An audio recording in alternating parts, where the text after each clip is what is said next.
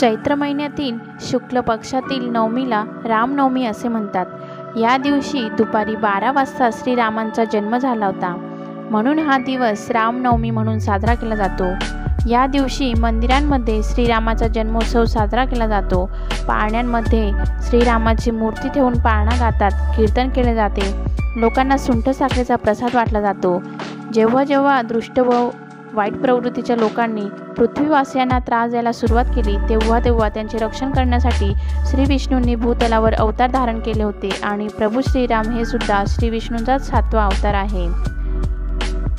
अयोध्याचा राजा दशरथला कौसल्या, सुमित्रा आणि कैकेयी अशा 3 राण्या होत्या, परंतु एकाही राणीला पुत्र संतान नव्हते। त्यामुळे राजा खूप दुःखी होता। त्यामुळे पुत्रप्राप्तीसाठी राजगुरूंच्या सांगण्यावरून पुत्र कामेष्टी यज्ञ केला।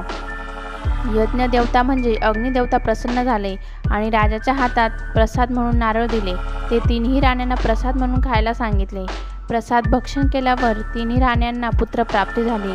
त्यापैकी श्रीराम हे कौसल्या राणीचे पुत्र असेही म्हणतात की लंकेचा राजा रावणाने शंकराची आराधना करून वर मिळवला आणि त्यामुळे रावण सर्वांना त्रास देऊ लागला आणि त्याचा वध करण्यासाठी प्रभू श्रीराम यांचा जन्म झाला होता। रामनवमीचे खूप महत्त्व आहे। मर्यादा पुरुषोत्तम, अयोध्येचा आदर्श राजा, सत्यवचनी, भगवान विष्णूचा 7वा अवतार असणारा प्रभू श्रीराम यांचा जन्म चैत्र शुद्ध नवमी रोजी दुपारी 12 वाजता झाला होता।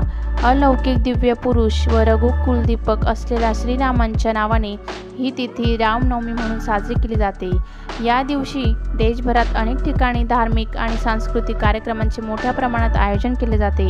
श्रीरामांचे संपूर्ण जीवन एक आदर्श जीवन होते। देवाचा अवतार असले तरी त्यांचे आयुष्य परिश्रमयुक्त असेच होते। मानवी जीवनाचे सर्व भोग श्रीरामांनी भोगले। राजा दशरथाचे ज्येष्ठ पुत्र असूनही वनवास त्यांना चुकला नाही। रावणाचा वध करण्यासाठी श्रीरामांचा जन्म झाला असे सांगण्यात येते। रामनवमीला केलेल्या व्रतामुळे माणसाच्या इच्छा पूर्ण होतात। रामरक्षा पठणाने सर्व कष्टांचे निवारण होते असे देखील मानले जाते आणि रामनवमीला खूप सारे महत्त्व आहे। तर रामनवमीची पूजा ही घरोघरी मंदिरांमध्ये देखील केली जाते। तर पूजा कशी करावी ते आपण पुढे बघणार आहोत। देवघराला किंवा मंदिराला पताके व तोरण बांधावे। श्रीराम जय जय राम हा नाम जप करावा।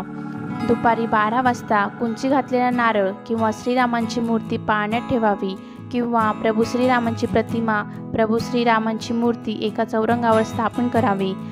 श्रीराम पूजनाचा संकल्प करावा। श्रीरामांचे आवाहन करून पंचामृताचा अभिषेक करावा। यानंतर मुख्य अभिषेक करावा, म्हणजे पाण्याने पंचामृताने अभिषेक करावा। अभिषेक झाल्यानंतर प्रभू श्रीरामांच्या मूर्तीला हळद कुंकू लावून पूजा करावी आणि चंपा, चमेली, केवडा, जाईजुईची फुले अर्पण करावी। त्यानंतर धूप दीप नैवेद्य दाखवावा, आरती करावी। आरती केल्यानंतर राम जन्माचा पाळणा म्हणावा व प्रसाद म्हणून सुंठवडा वाटावा। मनापासून नमस्कार करून श्रीरामांचे शुभाशीर्वाद घ्यावेत।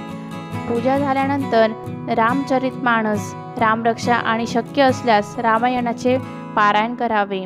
व्रताचा संकल्प केलेल्यांनी दिवसभर केवळ उपवास धरावा, फलाहार करावा। तसेच मंदिरांमध्ये दिवसभर भजन कीर्तन करावे, प्रवचन तसेच गीत रामायण रामकथेचे आयोजन करावे। हे व्रत केल्याने सर्व इच्छा पूर्ण होतात आणि योग्य ते फळ मिळते। तर अशा प्रकारे रामनवमीची तुम्ही घरी किंवा मंदिरांमध्ये देखील पूजा करू शकतात।